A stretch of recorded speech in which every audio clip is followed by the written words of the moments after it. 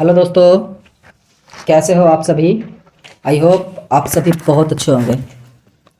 तो दोस्तों, अपने चैनल में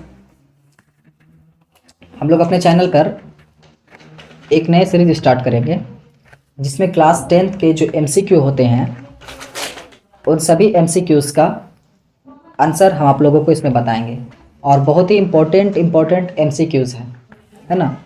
तो वीडियो के साथ पूरी तरह से बना रहेंगे। अगर आप इन MCQs को मिस करते हो तो आप अपने एग्ज़ाम में बहुत से ऐसे नंबर खो देंगे जो आप इसे देखने के बाद पा सकते हैं, ठीक है। आखिर इतना कॉन्फिडेंट मैं क्यों बोल रहा हूँ, इसके पीछे दो रीज़न्स हैं कि मैं इन सारे क्वेश्चंस को पिछले जितने भी एग्ज़ाम्स हुए हैं, सेंटअप एग्ज़ाम हुआ हो, ठीक है, या फिर बोर्ड एग्ज़ाम्स हुए हैं, उन सभी से निचोड़ कर लाया हूँ, ठीक है।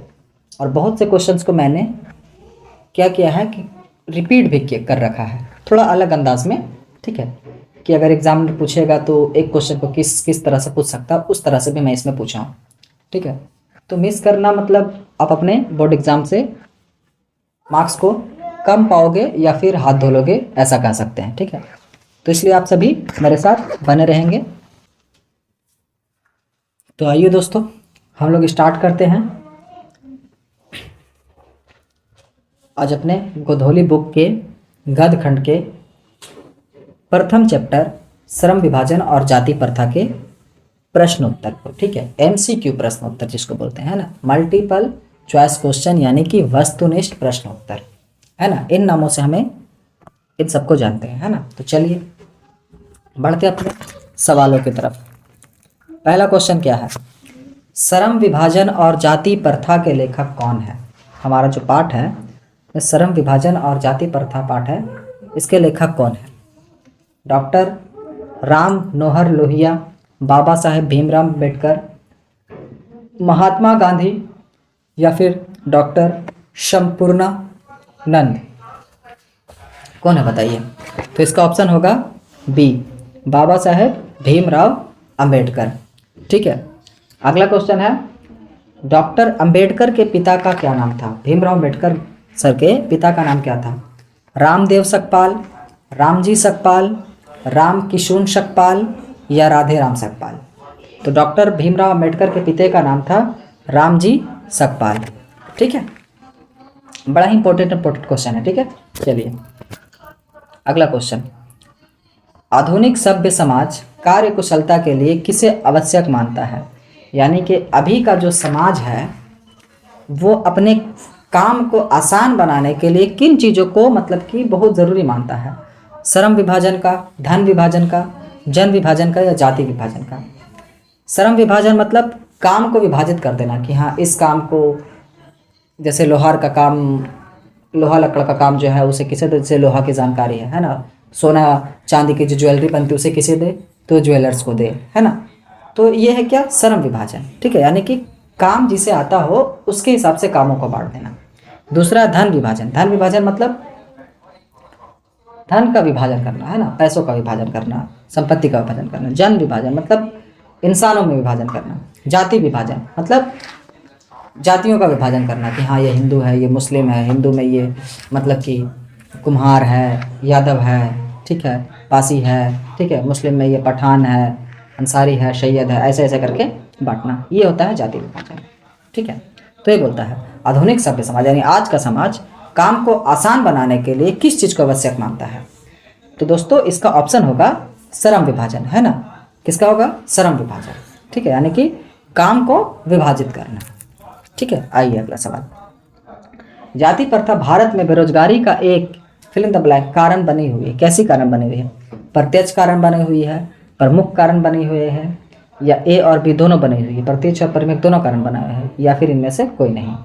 तो दोस्तों जाति प्रथा भारत में बेरोजगारी का प्रत्यक्ष और प्रमुख दोनों प्रकार की कारण बनी हुई है ना, यानी कि इसका ऑप्शन क्या होगा, सी होगा, ठीक है। आइए अगला सवाल, मूक नायक क्या है। मूक नायक जो है वो क्या है, एक प्रकार का अखबार है, मूक नायक पत्रिका है, मूक नायक पुस्तक है या कहानी संग्रह है। तो मुख्य नायक जो है वो क्या है, पत्रिका है। क्या है, पत्रिका है। ठीक है। डॉक्टर अंबेडकर की मृत्यु कब और कहाँ हुई थी? डॉक्टर भीमराव अंबेडकर की मृत्यु कब और कहाँ हुई थी? 1956 ईस्वी दिल्ली में, 1957 मध्य प्रदेश में, 1958 वाराणसी और 1959 बिहार। तो डॉक्टर भीमराव अंबेडकर की मृत्यु जो हुई थी बाबू वो 1956 ईस्वी दिल्ली में हुई थी। कहाँ हुई थी? दिल्ली में। ठीक है। आइए अगला सवाल, अंबेडकर का जन्म कब हुआ था? बताएंगे। 14 अप्रैल 1988 ईस्वी में, ऑप्शन बी 14 अप्रैल 1989 ईस्वी में, ऑप्शन सी 14 अप्रैल 1890 ईस्वी में, ऑप्शन डी 14 अप्रैल 1891 ईस्वी में। बताइएगा इसका ऑप्शन क्या होगा, क्योंकि ऊपर हमने देखा है कि वो 1956 में ही वो डेट कर गए थे। ठीक है। तो ए और बी दोनों तो होगा नहीं, सी और डी में कन्फ्यूजन है। ठीक है, ऐसे आप लोग कर सकते हैं, है ना। तो 14 अप्रैल 1890 ईस्वी को हमारे भीमराव अम्बेडकर का जो था वो जन्म हुआ था। कब हुआ था? 14 अप्रैल 1890 ईस्वी में, है ना। आइए अगला सवाल, अगला सवाल है अंबेडकर की दृष्टि में भाईचारा का वास्तविक रूप कैसा होता है? दूध और शक्कर के मिश्रण की तरह हो सकता है, दूध और पानी के मिश्रण की तरह हो सकता है, तिल और तंडुल के मिश्रण की तरह हो सकता है, पानी और नमक के मिश्रण की तरह हो सकता है। तो बोलो क्या होगा इसका ऑप्शन? 8 का है।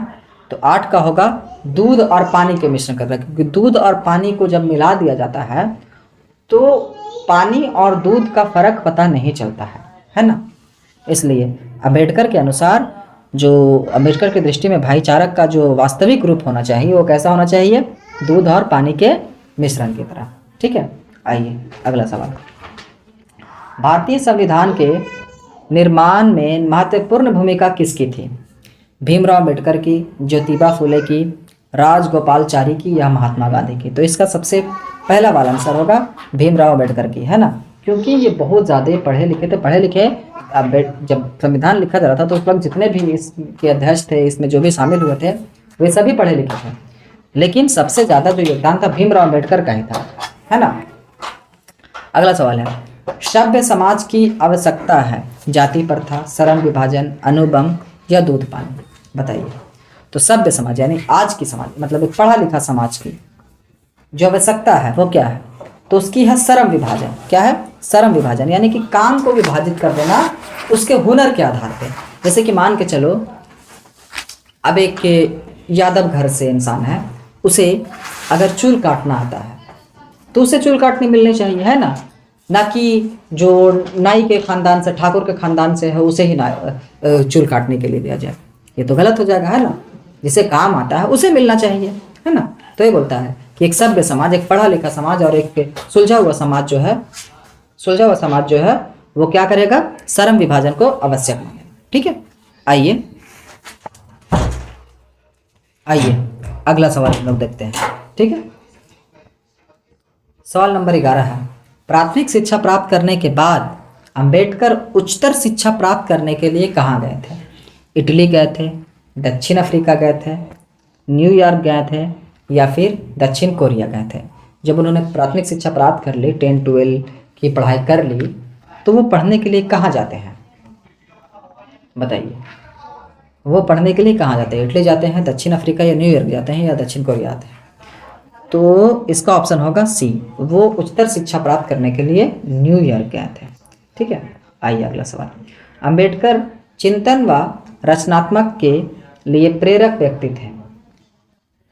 बुद्ध, कबीर, ज्योतिबा फूले, इनमें से सभी? क्या होगा 12 का ऑप्शन? तो इनमें से सभी। ये जो थे ये क्या थे? ये चिंतन और रचनात्मक के लिए जो प्रेरक व्यक्ति इनके थे वो कौन थे? बुद्ध, कबीर और ज्योतिबा फूले के जो बात थी इन्हें बड़ा पसंद आती थी, तो ये इन लोगों से ही इंस्पायर होते थे। ठीक है। आइए अगला क्वेश्चन, जाति पाति तोड़क मंडल भाषण लाहौर में कब हुआ? जाति पाति तोड़क मंडल भाषण लाहौर में कब हुआ? जाति के खिलाफ इन्होंने जो आंदोलन शुरू किया था तो उसके लिए इन्होंने एक भाषण दिया था लाहौर में, वो कब दिया गया? 1942 ईस्वी में, 1940 ईस्वी में, 1936 ईस्वी में या फिर 1938 ईस्वी में? बताइए। तो इसका ऑप्शन क्या होगा बाबू? इसका ऑप्शन होगा सी, 1936 ईस्वी में। कब होगा? 1936 ईस्वी में। ठीक है, आइए अगला क्वेश्चन। श्रम विभाजन और जाति प्रथा क्या है? श्रम विभाजन और जाति प्रथा क्या है? कहानी है, भाषण है, निबंध है या साक्षात्कार है? श्रम विभाजन जाति प्रथा क्या है? तो श्रम विभाजन और जाति प्रथा जो है वो पाठ की कौन सी विद्या है? तो निबंध है। क्या है? निबंध है। ठीक है, आइए अगला क्वेश्चन। निम्नलिखित रचनाओं में कौन सी रचना डॉक्टर अंबेडकर की है? The caste in India, the untouchables, who are Shudras, इनमें सभी। 15 का ऑप्शन क्या होगा? तो बाबू इनमें से सभी। ठीक है, ये सभी जो है इन्होंने लिखे थे। ठीक है, आइए अगला सवाल। आधुनिक सभ्य समाज श्रम विभाजन को आवश्यक क्यों मानता है? आधुनिक सभ्य समाज श्रम विभाजन को यानी कि काम के विभाजित करके जो देखता है आज का समाज, उसे आवश्यक क्यों मानता है? कार्य कुशलता के लिए, यानी कि काम को आसानी से करवाने के लिए, भाईचारा के लिए, रूढ़िवादिता के लिए, या फिर इनमें से कोई नहीं? तो बाबू आज का समाज जो श्रम विभाजन को आवश्यक मानता है वो है कार्य कुशलता के लिए, यानी कि काम को आसानी से करवा देने के लिए, है ना। चलिए अगला सवाल देखते हैं। ठीक है, 17 नंबर सवाल है। कहता है श्रम विभाजन और जाति प्रथा पाठ बाबा साहेब के किस भाषण का संपादित अंश है? मतलब इन्होंने जो ये पाठ लिखा है श्रम विभाजन जो लिखे हैं, उसका ये श्रम विभाजन अंश है वो किस भाषण से निकाला गया है? The caste in India, their mechanism से, genesis and development, annihilation of caste, who is Shudras, किससे? तो इसका आंसर जो होगा बाबू वो होगा C, annihilation of caste, annihilation of caste. ठीक है, आइए अंबेडकर के भाषण एनिहिलेंस ऑफ कास्ट को किसने हिंदी में रूपांतरित किया? ललाई सिंह यादव, किशोरी लाल यादव, मोहन वाजपेयी, इनमें से कोई नहीं। तो इसका जो आंसर होगा 18 का वो होगा ललाई सिंह यादव। ललाई सिंह यादव जो थे इन्होंने इंग्लिश से क्या किया, हिंदी में ट्रांसलेट किया और इसका एक चैप्टर बना दिया, श्रम विभाजन और जाति प्रथा। ठीक है, आइए अगला क्वेश्चन। अंबेडकर का जन्म किस परिवार में हुआ था? ब्राह्मण, क्षत्रिय, दलित या कायस्थ? बताइए अंबेडकर का जन्म किस परिवार में हुआ था? तो अंबेडकर का जन्म जो हुआ था वो हुआ था दलित परिवार में। कहाँ हुआ था? दलित परिवार में। ठीक है, आइए अगला सवाल। अंबेडकर को किस युग में कहाँ पर विडंबना दिखाई दिया? जातिवाद में, नारीवाद में, निर्विवाद में या परिवाद में? तो इन लोगों अंबेडकर को, लेखक को कहाँ पर विडंबना दिखाई दी? तो इन्हें जो दिखाई दिया था वो था जातिवाद में, है ना। जातिवाद में इन्हें क्या दिखा दिया? विडंबना दिखा दिया, मतलब कि एक अलग ही तरह का सोच विचार रखने वाले लोग। डॉक्टर अंबेडकर के माता का नाम क्या था? रानी बाई, कुंती बाई, शीलाबाई या भीमाबाई? बताइए बताइए। तो डॉक्टर भीमराव अंबेडकर का जो नाम था माता का वो था भीमाबाई, सॉरी क्या नाम था? Bhimabai, option D. ठीक है, आइए अगला सवाल। डॉक्टर अंबेडकर ने पीएचडी की उपाधि कब धारण की? डॉक्टर अंबेडकर ने पीएचडी की उपाधि कब धारण की? 1920 ईस्वी में, 1918 ईस्वी में, 1916 ईस्वी में या 1914 ईस्वी में? बताइए। तो इन्होंने 1916 ईस्वी में पीएचडी का उपाधि धारण कर लिया था। ठीक है, लेखक की दृष्टि में विडंबना की बात क्या है? जातिवाद के पोषकों की कमी नहीं है, जातिवाद के पोषक नगण्य है, आर्थिक दृष्टि से जातिवाद उचित है, जातिवाद लोकतंत्र के विरुद्ध नहीं है। तो इनके लिए जो विडंबना की बात थी वो है जातिवाद के पोषकों की कमी नहीं, यानी कि जातिवाद के मानने वाले लोग बहुत से थे, है ना, ये ऐसा मानते हैं। आइए, लेखक की दृष्टि में आदर्श समाज कैसा होना चाहिए? लेखक की दृष्टि में आदर्श समाज कैसा होना चाहिए? जिसमें स्वतंत्रता, समता और भ्रातृत्व का भाव है। भ्रातृत्व मतलब भाईचारा, ठीक है, जिसमें सभी धनी हो, जिसमें सभी पढ़े लिखे हो, जिसमें सभी स्वस्थ हो। तो इसका ऑप्शन होगा ए। ठीक है, जिसमें सब लोग क्या हो? स्वतंत्र हो, सब में क्षमताएं हो, सभी लोग क्या हो? भाईचारा को मानते हो, है ना। आइए अगला सवाल। लेखक बेरोजगारी का प्रमुख और प्रत्यक्ष कारण किसे मानता है? अशिक्षा को, जनसंख्या को, जाति प्रथा को, उद्योग धंधों की कमी को। तो लेखक जो है वो बेरोजगारी का प्रमुख और प्रत्यक्ष कारण जो मानता है वो मानता है जाति प्रथा को, है ना, कि जाति प्रथा को अगर हटा दिया जाए तो हमारे यहाँ से बेरोजगारी खत्म हो जाएगी, है ना, कि जात के आधार पर अगर किसी को काम दे दिया जाता हो तो उस वजह से क्या होगा, जिन्हें काम वो चीज़ का आता है वो भी बेरोजगार हो जाएंगे, है ना। आइए, the caste in India their mechanism किन की रचना है? The caste in India their mechanism किन की रचना है? भीमराव अम्बेडकर की, राम मनोहर लोहिया की, महात्मा गांधी की या सुखदेव की? तो भीमराव अम्बेडकर की। किसकी है? भीमराव अम्बेडकर की। आर्थिक पहलू से भी जाति प्रथा क्या है? लाभदायक है, हानिकारक है, अनुकूल है या इनमें से सभी? तो जाति प्रथा जो है वो हमेशा क्या होती है? हानिकारक होती है, ठीक है। आइए अगला सवाल देखते हैं। डॉक्टर भीमराव अम्बेडकर का जन्म कहाँ हुआ था? महू मध्य प्रदेश में, गोरखपुर उत्तर प्रदेश में, डुमराव बिहार में, दानकुनी पश्चिम बंगाल में। तो इनका जो जन्म हुआ था बाबू डॉक्टर भीमराव अम्बेडकर का, वो हुआ था महू मध्य प्रदेश में। कहाँ हुआ था? महू मध्य प्रदेश में, ठीक है। डॉक्टर अम्बेडकर ने किस पत्रिका का संपादन किया? उज्ज्वल भारत, उड़ता भारत, बहिष्कृत भारत या पुरस्कृत भारत? बताओ कौन सा किया था? तो इसका ऑप्शन होगा सी, बहिष्कृत भारत। क्या था? बहिष्कृत भारत। आइए, भारतीय संविधान का निर्माता के रूप में हम किन्हें जानते हैं? बताइए। भारतीय संविधान के निर्माता के रूप में हम किन्हें जानते हैं? महात्मा गांधी को, भीमराव अम्बेडकर को, पंडित जवाहरलाल नेहरू को या सुभाष चंद्र बोस को? तो ये हम लोग बचपन से ही जानते हैं कि भीमराव अम्बेडकर जो है वो क्या है? भारतीय संविधान के निर्माता है। डॉक्टर अम्बेडकर का जन्म किस राज्य में हुआ था? हमने अभी पर ही देखा, उत्तर प्रदेश में, मध्य प्रदेश में, ये ऑप्शन थोड़ा सा गलत है, ठीक है, या हिमाचल प्रदेश में। तो इसका आंसर है मध्य प्रदेश में, बौल, ठीक है। अगला क्वेश्चन, जातिवाद के पोषकों द्वारा श्रम विभाजन किसका दूसरा रूप माना जाता है? मजदूरी प्रथा, जाति प्रथा, बाल मजदूरी प्रथा या समरसता? 32 का आंसर क्या होगा? बताइए। तो जातिवाद के पोषकों द्वारा श्रम विभाजन किसका दूसरा रूप माना था? तो जाति प्रथा का। क्या माना था? जाति प्रथा का। जातिवाद जो है वो जाति प्रथा का क्या है? दूसरा रूप है। जाति प्रथा किस प्रकार का श्रम विभाजन है? क्वेश्चन नंबर 33, जाति प्रथा किस प्रकार का श्रम विभाजन है? अस्वाभाविक, प्राकृतिक, स्वाभाविक या संवैधानिक?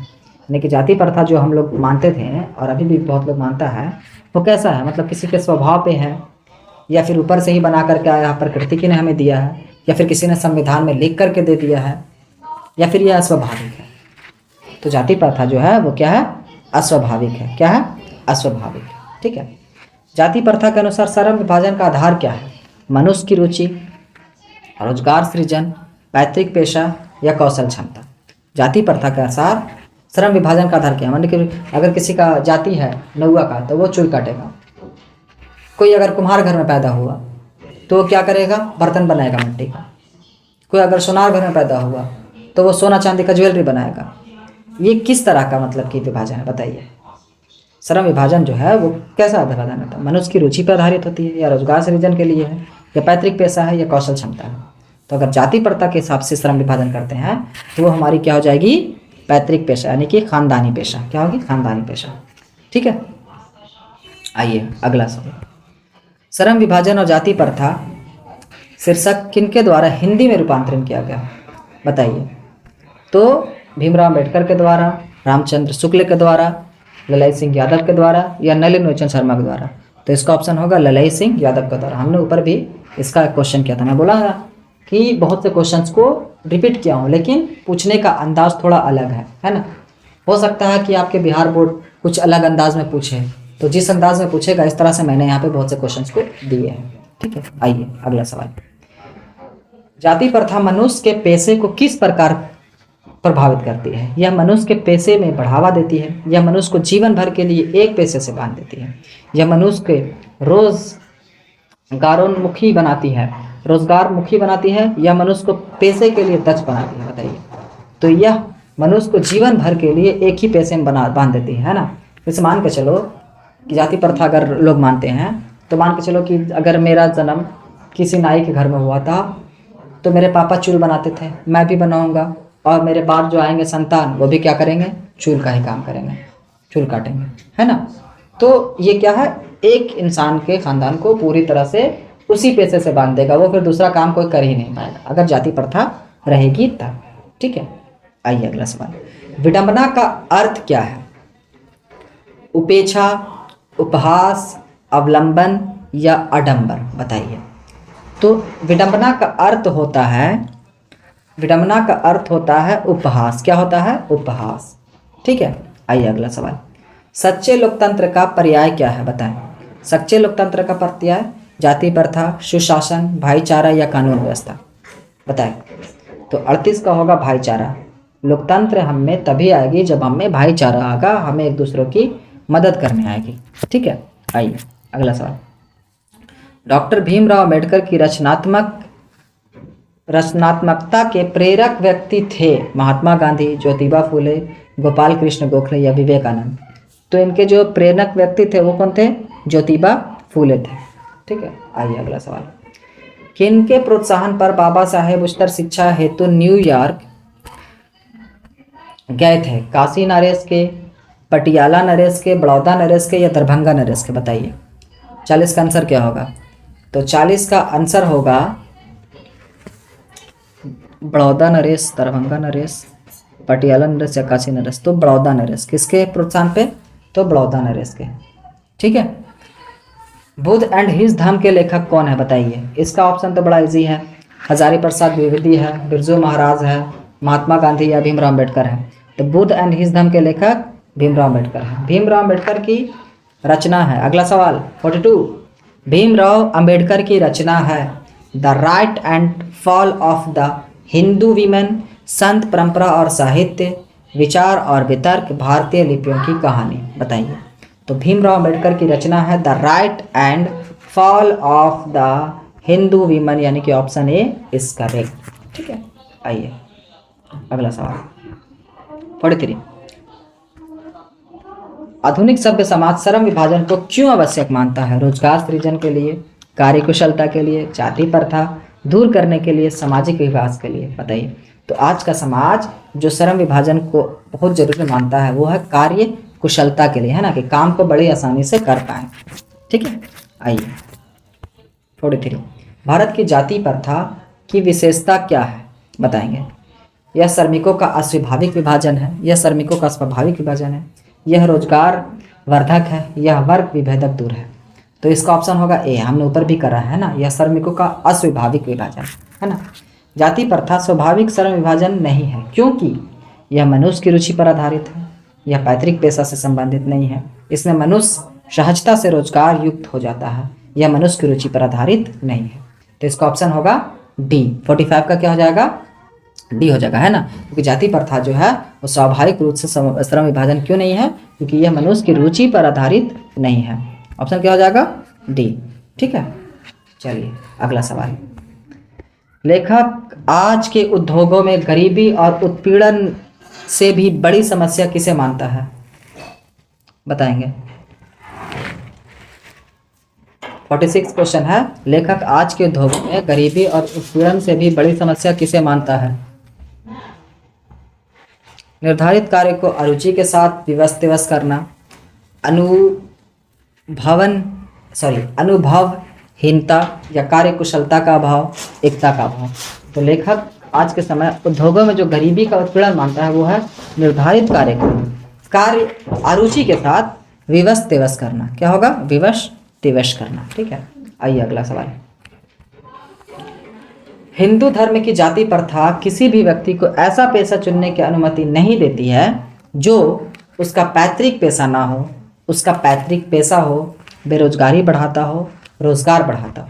कौन सा ऑप्शन होगा? ऑप्शन ए है उसका पैतृक पेशा ना हो, ऑप्शन बी है उसका पैतृक पेशा हो, ऑप्शन सी है बेरोजगारी बढ़ाता हो, ऑप्शन डी है रोजगार को बढ़ावा देता हो। 47 का आंसर क्या होगा, बताएंगे। तो उसका पैतृक पेशा ना हो। ठीक है, आइए। आधुनिक मनु कहा गया है, बताइए। मनु किसे हम कहे थे ऊपर में बता दो। आधुनिक मनु किसे कहा गया है? तो तो इसका ऑप्शन क्या बोलेंगे, डॉक्टर भीमराव अंबेडकर यानी कि डॉग। संचारित का शब्दार्थ होता है, संचारित का शब्दार्थ क्या होता है बताएंगे, आरोहित, चलित, प्रवाहित या स्वचलित। तो संचारित का शब्दार्थ होता है प्रवाहित, क्या होता है, प्रवाहित। ठीक है, अगला क्वेश्चन, लास्ट क्वेश्चन है। ठीक है, डॉक्टर अंबेडकर का वांग्य हिंदी के कितने खंडों में प्रकाशित है, 15 खंडों में, 17 खंडों में, 19 खंडों में या 21 खंडों में, बताएं, बताओ इसका आंसर। तो इसका आंसर होगा 21 खंडों में। ठीक है, चलिए हम लोगों ने आज कितना चैप्टर कंप्लीट कर लिया है, तो हम लोगों ने आज टोटल चैप्टर नंबर 1 को कंप्लीट किया। ठीक है, और 1 में 50 क्वेश्चन देखे हैं। ठीक है, सभी में इतने क्वेश्चंस नहीं रहेंगे, मैं पहले ही बोल दिया था कि मैं क्वेश्चन थोड़ा सा रिपीट किया हूँ क्योंकि पूछने के अंदाज अलग अलग थे, तो इसलिए मैंने उसे उस हिसाब से लिखा है।